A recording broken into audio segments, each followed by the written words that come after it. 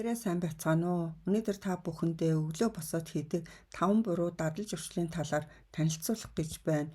Өглөө яаж ухтана, өдрийг тэгжил өнгөрүүлнэ, судлаачдын үзэж байгаагаар өглөөс ирэх үйл явц шөнө хэрхэн унтахаас эхлэлтэй гин.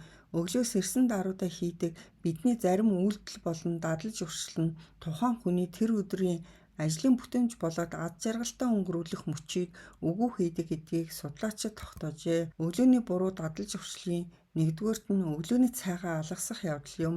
Хит яарч өглөөний цайгаа алгасах нь цусан дахь сахарын түвшинг хэлбэлзүүлж анхаарал сулруулах, уур бухимдал төрүүлэх шалтгаан болдог. Өглөөгөр уураг, эрүүл өөх тос, эслэг агуулсан өглөөний хоолоор өдрөө эхлүүлэх нь эрүүл мэндэд тустай.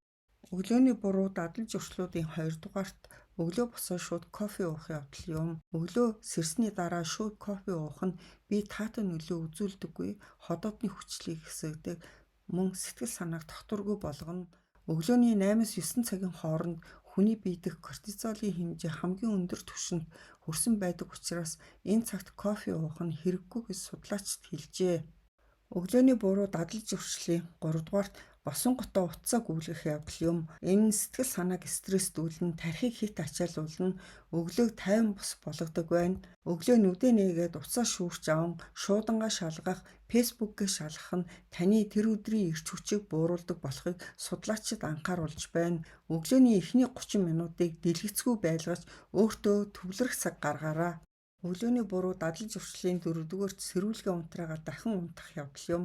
Сэрүүлгээ унтраагаад 5 минут болон түүнээс дээш дахин унтах явдал нь энэ хамгийн төвөмөл алдаа юм.